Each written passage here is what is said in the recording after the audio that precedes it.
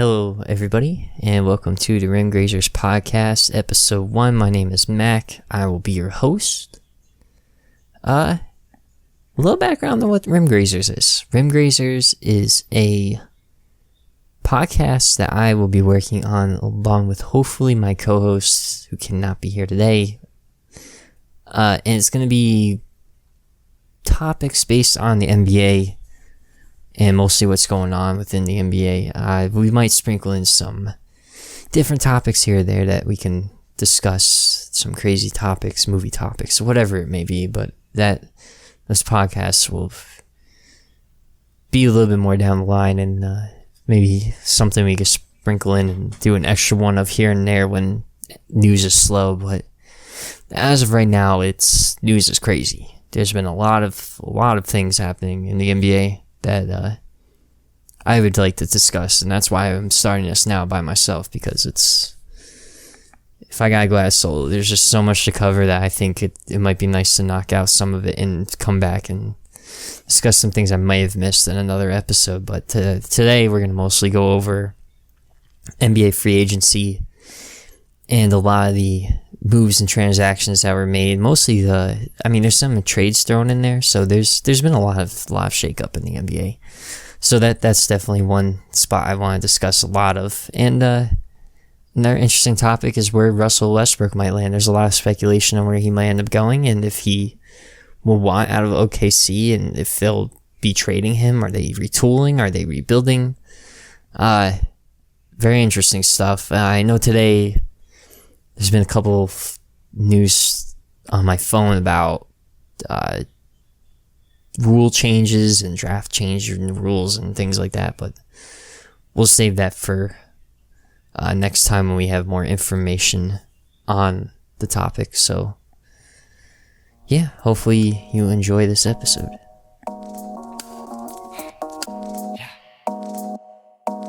Gotta chill, you tryna partake? Cause I gotta take a break for my heart's sake. Heal from this heartache, fuck I hate heartbreak. Driving bumps from Marley on the parkway. Take a chance, I can never win a parlay. Hardly ever out of my head, thinking about bread. Nevertheless, I'll never settle for less. I only settle for best, and yes, I'm blessed. Cause life give me mad tests. I confess, feel hella stressed, but I'm chugging through. No need for 100 proof when I'm coming through. Just good combo, no machos, please no assholes.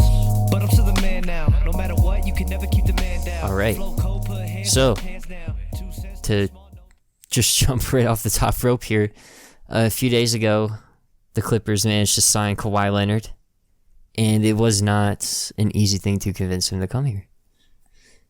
To go to the Clippers, Kawhi is a madman. He made everyone wait for his decision, which took a couple days. And to be fair, it's his decision. The way Kawhi is, I wouldn't have been surprised if he waited until the day he could sign on the dotted line, and we all found out because he's literally signing the contract as we spoke. But oh man, this was a couple of days ago now, so I can't remember, but it was a Thursday or Friday night? I can't remember. Maybe it was Sunday. It was very early in the morning, around 4 o'clock. I think that was Saturday morning, actually. He decided to sign with the Clippers, and then more shocking news, really, which I didn't see coming, and a lot of people in the media didn't, was Paul George also heading to the Clippers. Thunder traded them 5 first-round picks, 4 picks, and 4 picks are unprotected, except for the 1 Miami pick, I believe. And 2 of them are pick swaps. So altogether, they're getting 5 first-round picks, and they got Shai Gilgeous-Alexander. I hope I didn't butcher his name too much. I mean, what a solid pickup for the Thunder, but what a shocking move when they have him under contract for 3 years. To me, it looks like a white flag from the Thunder. The West is getting so much better, and I'm not sure the Westbrook-Paul George duo would have won a championship, and the Thunder trading away Paul George basically says to me that they felt the same way. And we'll come back to the Thunder in a little while, but way to go, Clippers. I mean,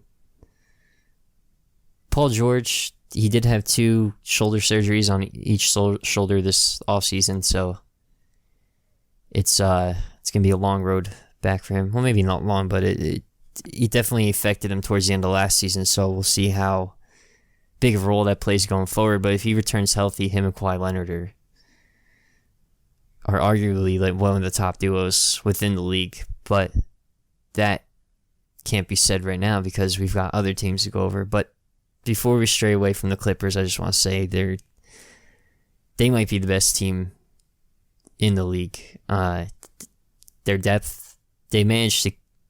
The only guy they lost was Gilgeous Alexander. They kept Harrell. They re-signed Zubac. They ended up managing to keep Lou Williams and paid Patrick Beverley less than what he was offered elsewhere. And suddenly they're one of the more scrappy, best defensive teams on paper that we're going to see going into next season. So, man, I still can't. I mean, I started to pin Kawhi going back to the Raptors and to see him go to the Clippers. And he brought someone with him. That was what that weight was all about. Such a big weight. And it makes sense because you don't want to be going into a situation like that, especially when there's 2 other teams within the same state who are going to be competing at the same or higher level than your team. So to bring a guy like Paul George, who was in the running for MVP and Defensive Player of the Year last year with you is a big move. But yeah, we could talk more about the Clippers in a little bit. But I want to also move on to other free agency acquisitions that happen. And another gigantic swing that happened was the Nets signing Kyrie Irving and Kevin Durant. Kevin Durant was pinned to go to the Knicks. A lot of people had him going there. Me personally, I never saw it. Unless someone else went with him, I didn't see what the Knicks had to offer besides MSG, which, don't get me wrong, is an awesome place, but I mean, him going to the Nets and Barclays Center is incredible. I've been there so many times.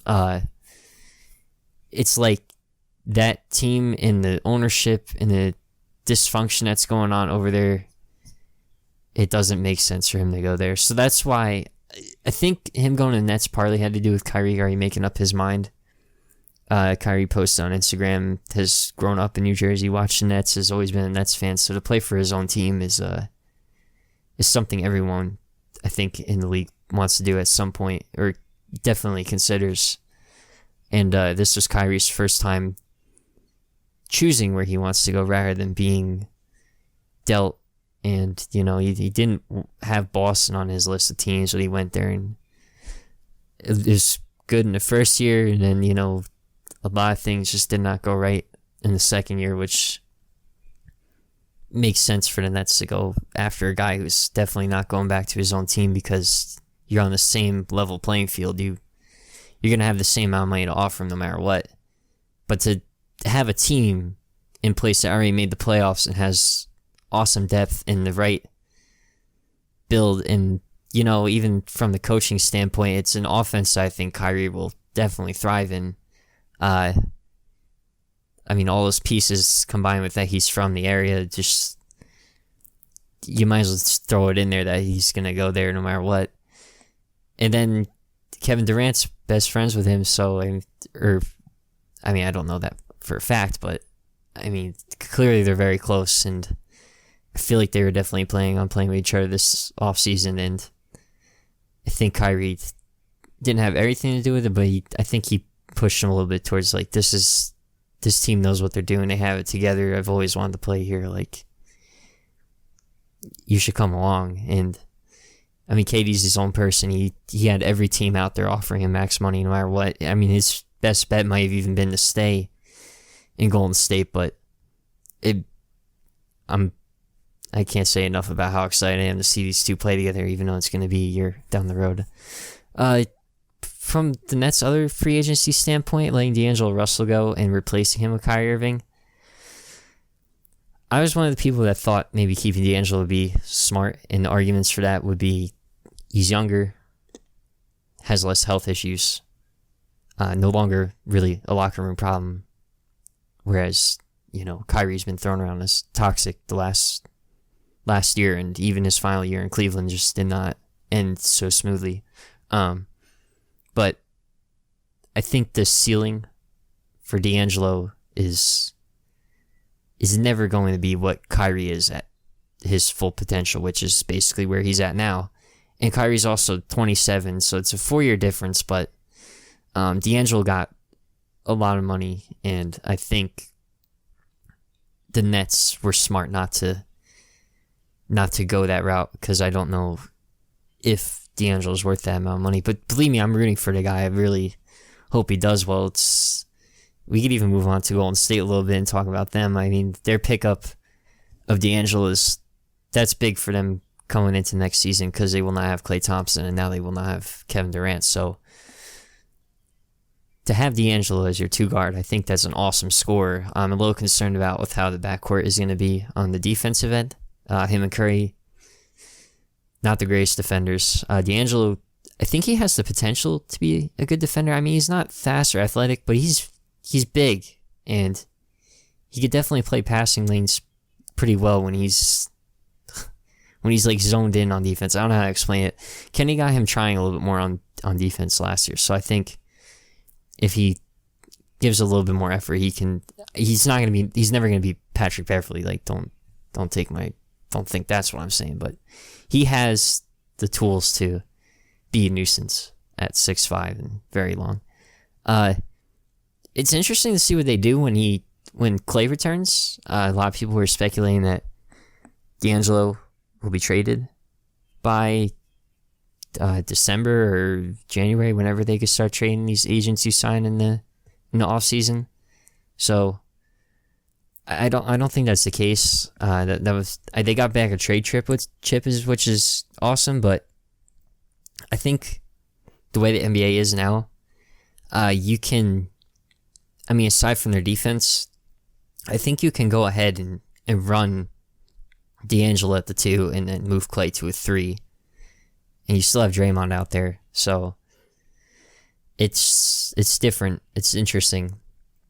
I think the more underrated pickup they got was Willie Cauley-Stein for 2 years, $4.4 million. Cauley-Stein is... I watched him play a couple times last year, and I did not think that he was a minimum guy at all. I would have never pictured him taking the minimum this summer. I would have thought he would have been maybe around the 7 to 12 range, anywhere in between there. But he's going to an awesome team. He's going to get to play with some of the best players that you've seen over the last 5-6 years. And he gets to go play in a new arena. He's only moving a little bit further north, And I mean, it'd be exciting for him. I think him being on that stage with that team, if they're competing, which I think they'll still slide into the playoffs, possibly around a 6, 7 seed. I think he'll get more exposure and maybe get more money next year, considering that he's a 1-1, so he has a player option. So I think it's a good move for Cauley-Stein. It's just interesting that he took that much less money than I think was out there for him. I don't know. Not many people are talking about it, so I can't report on it myself. But it's exciting too. I think those are some good pickups. But for the other part of the Warriors, they had to let Iguodala go to put D'Angelo in on their team. They need the cap room. And then they just waived Sean Livingston, who's been a big part, even though he didn't play well this last postseason for them. So it should be interesting to see how they fill out the rest of their roster, especially now that they lost 2 guys that are pretty solid defenders, especially Iguodala. But that's a whole nother topic we could talk about another day. But moving on, we got the Jazz here on my list. Now, the Jazz they signed one big free agent. I mean, you wouldn't say big, but I think he's a big pickup for him. They picked up Bojan Bogdanovic. Awesome shooter last year. I think he led the league in 3-point percentage. Either that or he was second. Definitely in the top 3. Big breakout year. He really carried the Pacers in the second half of the season and helped them somewhat in their playoff push, but they weren't able to get over the hump with that old Depot against the Celtics. But I think he's an awesome third choice, fourth choice on a contending team. And I think that's where the Jazz put themselves, because not only did they get him, but they made a trade for Mike Conley, who now you get a veteran starting point guard in there who's had all-star potential and should have probably been an all-star once or twice by now, leading you a point. You got Donovan Mitchell at the shooting guard, Bogdanovic at the 3, and I'm assuming they're going to try a new small ball lineup, considering they let Derek Favors go, by moving Ingles in at the 4, or maybe they'll try out Jeremy Grant at the 4, because they picked him up now on the trade block too for... Oh, I'm sorry, not Jeremy Grant. The Nuggets picked up Jeremy Grant. But I think the Nuggets, they're moving in a right direction, because they're not exactly a free agent destination, and then putting out that money for Bogdanovic really put them in a spot to compete. And trading for Conley, seeing that Memphis is going a different direction, they had to give up a little bit for him, but not enough that I would critique it. I think it was a good move for the Jazz, and I think they'll be in the top 4.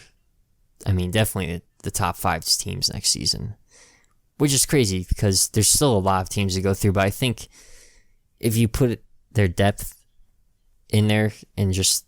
Oh, I need to pull up this Jazz roster because I'm not quite remembering who's on it. All right, well, the voice recording stops each time I open that tab, so let's not do that. So we'll move on to another team. Let's see. I have the Sixers here, who... Oh, man. So they signed Tobias. They re-signed Tobias for 180 over, I think it was 5. He could have got 190. He took a bit of a pay cut. Still not much. They lost Jimmy Butler, but not for nothing. And that will bring me to another point later, but they did a sign and trade with Miami, and Butler went to the Heat on a max contract, 4 years, and picked up Josh Richardson, who's an awesome 2-guard, emerging as one of the better 3-and-D players in the league. Well, maybe not better, but he's definitely a great 3-point shooter for them. And that helps them fill a hole where they also lost JJ Redick, because now they have another shooting guard cheaper than what JJ would have been coming in. And they also pick up Al Horford. That I did not see coming. Boston has really had a tough time this summer. But Al Horford, Embiid, Tobias, Richardson, and Simmons. It's a weird team because they're all very big. I'm not sure what team in the league is bigger than the Sixers right now in terms of their lineup.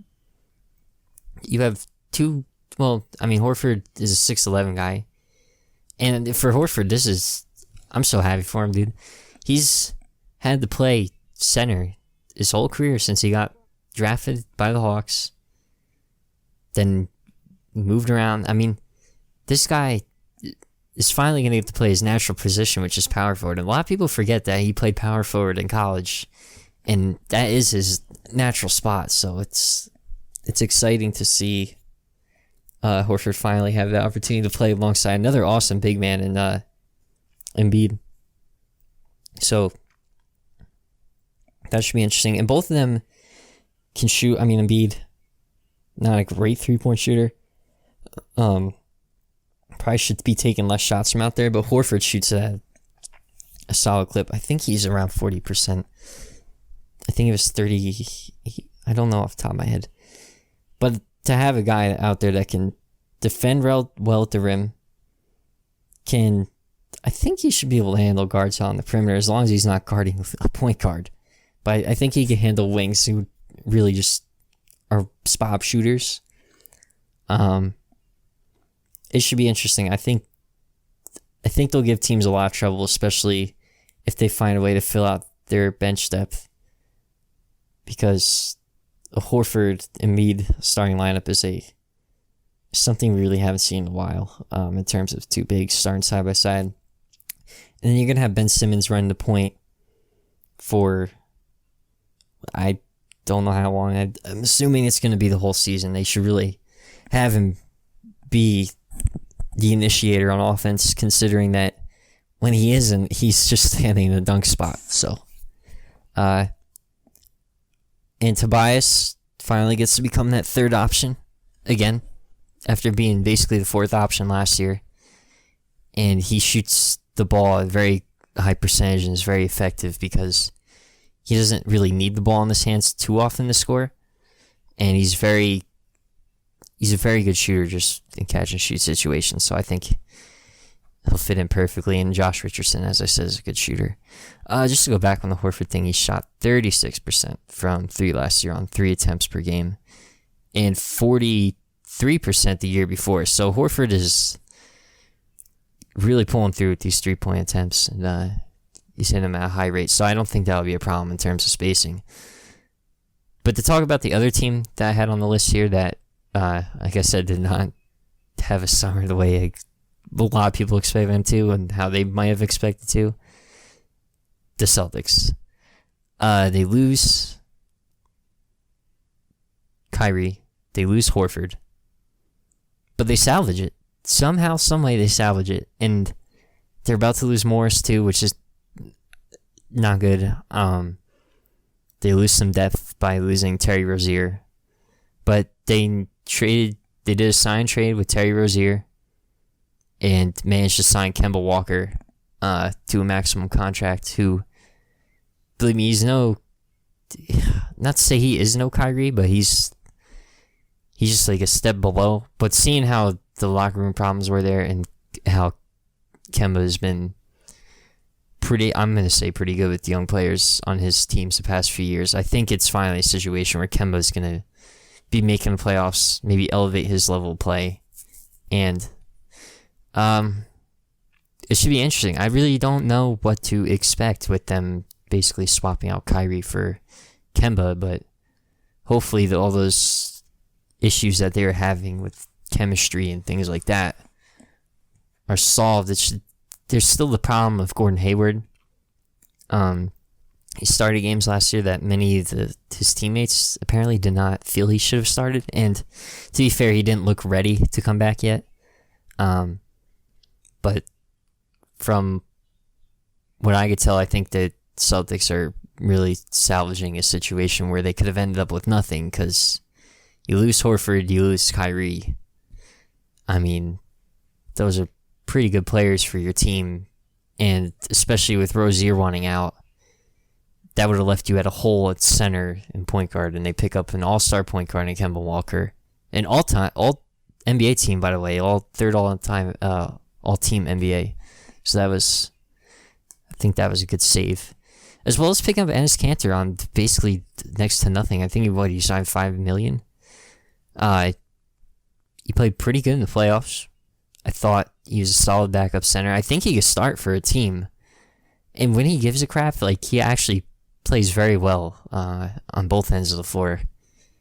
And sometimes that's really all it is just players giving a little bit more effort. But I think when Kanter cares, he plays well. Not to say he should have all the minutes in the world. I think they'll still be searching for a center and trying to find out what they can do, but I still think Kanter was not the best save, but it's still a good, cheap alternative to having Horford on your team. But I digress. I think the Celtics are pretty much going to stay about the same of where they were last season. And the team that I didn't have on my list that I just want to start talking about a little bit here is the Indiana Pacers. They lose Bogdanovich, who played very well for them, and they go out and do a sign trade and pick up Malcolm Brogdon. which I don't know about you guys, but I'm very excited to see how Malcolm Brogdon and Victor Oladipo play together in that backcourt. Brogdon's a good shooter. Defensive potential is up there. He's definitely shown that. He's a big guard. He could play point guard. Oladipo, even if he's not playing point guard, he has the ability to play off ball, and Oladipo will bring it up. I think the Pacers might have gotten better. I still don't know for sure because I think Bogdanovich is so important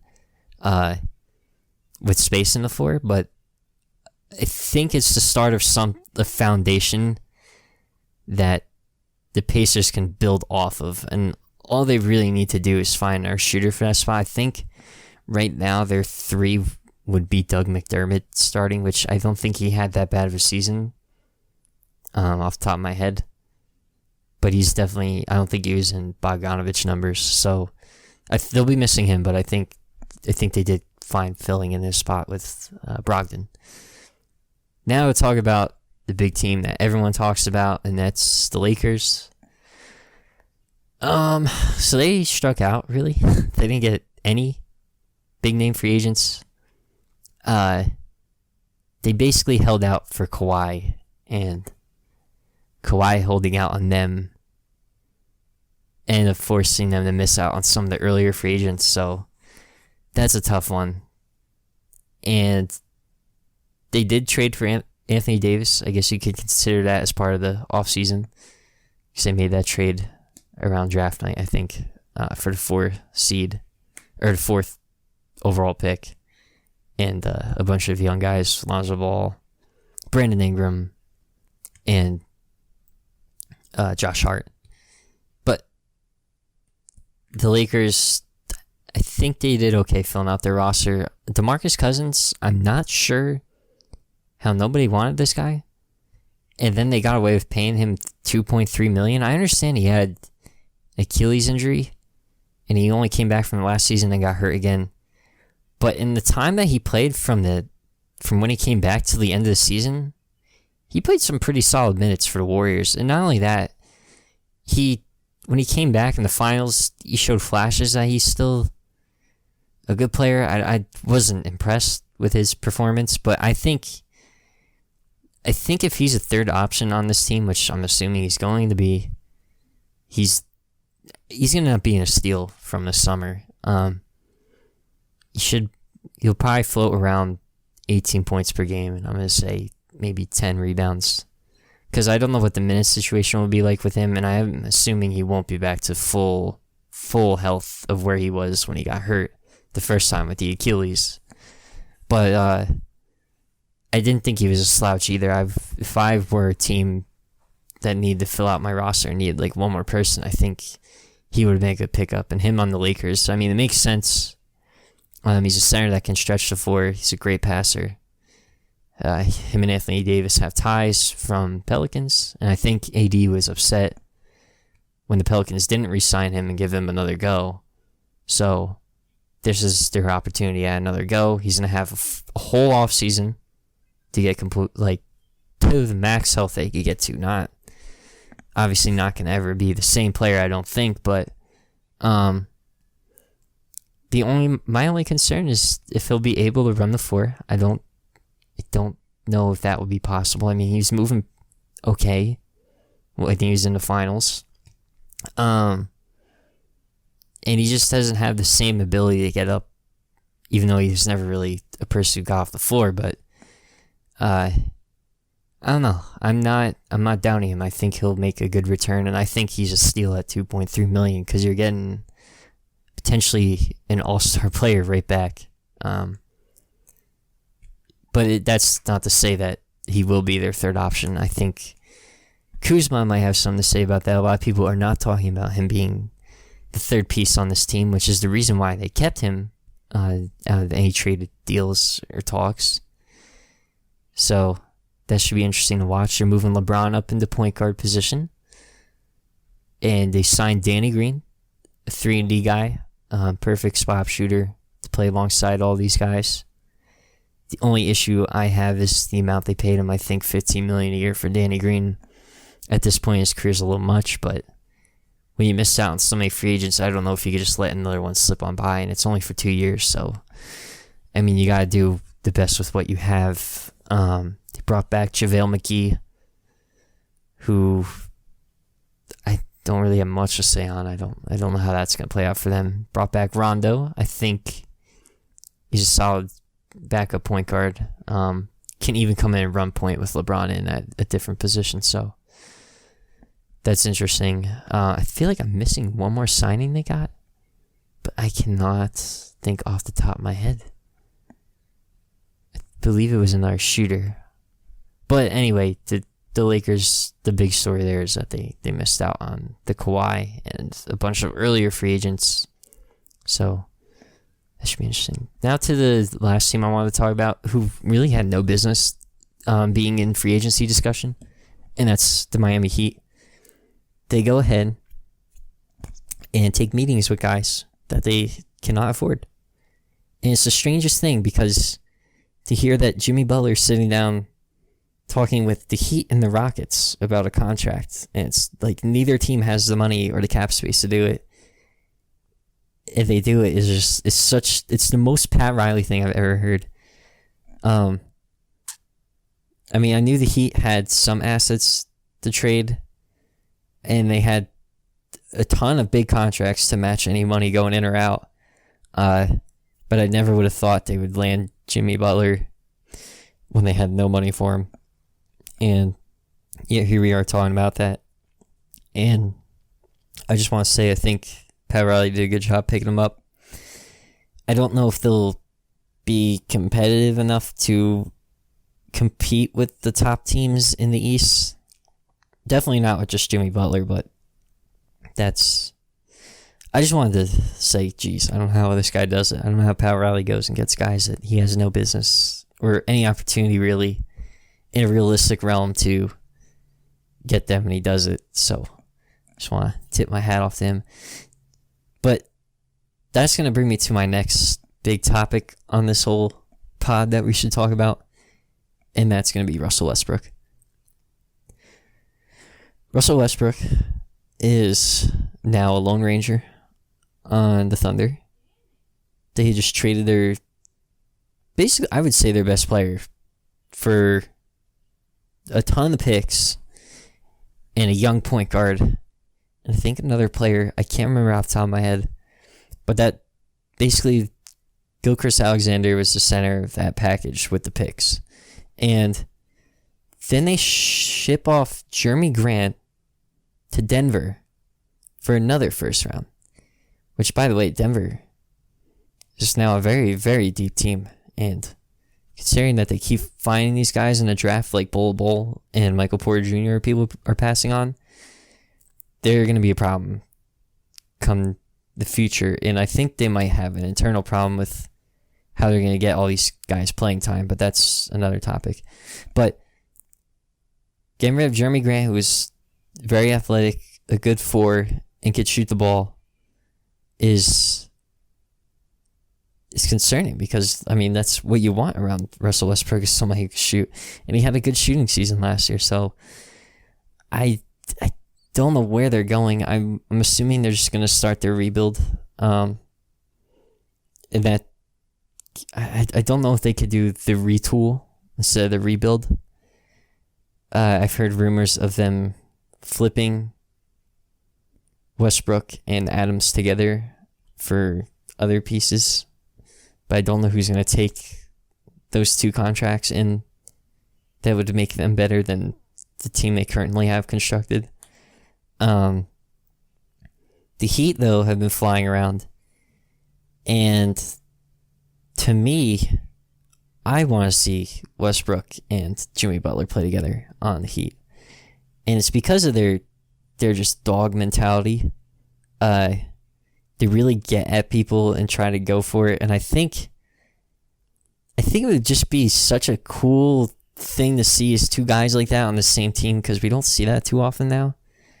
The guys just really want to go at you. And I would just love to see two shit talkers just like on the same team, just destroying their opponents when they can. I mean, it might not be the best fit offensively. I think defensively they'd be an okay team. But I don't know how a trade would work. I ran some trade that was Dragic and Olynyk for Westbrook. That would work. I'm assuming they would have to send picks back. I don't know why the Thunder would do that other than to get Westbrook's contract off and then have the expiring of Dragic. Which Dragic is still a good player, so then they could flip for more picks. Another trade that I liked more than my own was Bill Simmons put up a Dragic to Dallas, Westbrook to Miami, and I think OKC got Olynyk, Waiters, and one Justice Winslow. Now, I think this trade makes more sense because OKC gets another young player in Winslow. They're going to have to get picks. There's no way they let Westbrook go for just nothing, but if they really want to dump the contract, I don't think they're going to be too greedy with the picks they get. I think that's why Paul George is like their max ceiling of picks they will get for a player. But I think Westbrook is probably worth at least 1 or 2 first-round picks easily. I'd say more along the lines of 2. Problem is, I don't know if Miami has any more 2 picks to give up. I think what they could do is they can go unprotected with the pick that OKC already has. Maybe throw that in there. And then if they still have any picks left, they got to throw another unprotected in to really get the deal done. And the reason I think Dallas would take on Dragic is he's an expiring. It's $20 million. I think that's about the cap space they have. And they need a point guard. I mean, is Seth Curry or Tim Hardaway Jr. the point guard next year? Because I don't know how that's going to work. So I think to bring in a guy like Dragic would be awesome for them to run their offense. And then they're going to have, I think Hardaway or Seth Curry would be better at the 2 guard. Hardaway's getting paid way more than he probably should, but that's what they had to do to get Porzingis in there. And I think Porzingis is going to come back fine. And now you have Porzingis, Boban. That's a huge front court, by the way. That is huge. We're talking a 7'6" guy at center and a 7'3" guy at power forward. And then you have Luka Doncic, small forward, Dragic, point guard, and like I said, one of those 2 could play the 2 guard. It should be interesting to see what teams really come out of the woodwork to make something happen. I mean, the teams being thrown around right now are obviously Miami. Orlando is another one. They do not have a point guard right now, but I don't see why they would do that. The only reason I would see why is maybe because they struggle to get free agents down there in Orlando. The only big one they ever landed, from my memory, is Tracy McGrady and Grant Hill. Or did they trade for Grant Hill? I don't remember. I mean, I know Tracy McGrady signed there, and it's mostly because Tracy McGrady's from there. Otherwise, players normally want out, like Dwight Howard and Shaq, and the list goes on. But it just doesn't make them a contender. It's just another first-round exit, and it's a little different than the Miami thing. I think Miami, now that they've committed to Jimmy Butler, they're ready to just go spend more money to put another guy around them, and I think Westbrook plays with the same mentality, and they would get along very well and make it a fun team to watch. Whereas Orlando, I'm still not sure what they're doing. Like, I thought they would have traded Vucevic for somebody, and they never did. So, I don't know where they're going. Detroit's another one that keeps coming up. The problem is, probably going to have to take Reggie Jackson back. I'm assuming they're not keeping him if they're getting Westbrook and already have Derrick Rose. So, I guess you send Reggie back with a bunch of picks. I guess it makes sense in a way. I don't know. I don't know how that team would work. I mean, Griffin started shooting well from 3 last year. But you that really clogs up a lot of what's going on, because you got Griffin running to the hoop, slashing, Westbrook running to the hoop, trying to drive, Drummond just sitting under there. Like, it's just I don't know. I mean, it'd be interesting to watch. I just don't see how. I don't think that makes that team any more of a contender either. Especially if you're in the league and you're going to construct a team based off athleticism, why would you not focus on the defensive side of that then? Because if you're going to struggle shooting the ball, you want to at least have a defense that's going to hold up the other team. And I'm not saying they're a bad defensive team, but I don't know if they're a good one either. You know what I mean? Like, they would be middle of the road with really not a whole lot of shooting. So that would be interesting to see how they make that work. Otherwise, I don't have much other topics to talk about today.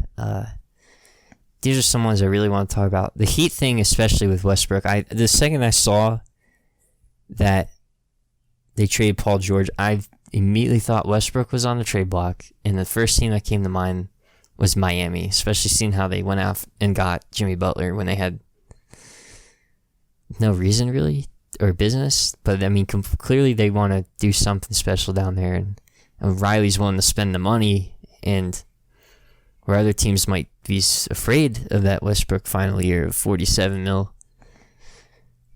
I think Miami's just taking a chance, and they just want an exciting basketball team. And I don't know if Pat Riley has built a contender since LeBron. And even then, did he really? I guess he built it. I don't know. I feel like it was more of a scheme planned by Bosch and Wade and them beforehand. But I mean, Pat Riley obviously made it all a realistic possibility, clearing the books and making way for those moves to happen, and then putting complementary parts around them. But we'll see. Maybe he'll do some crazy stuff again that I just don't see coming. I mean, the Westbrook thing I really think is now a possibility. I thought it was a possibility the second that trade happened with Paul George.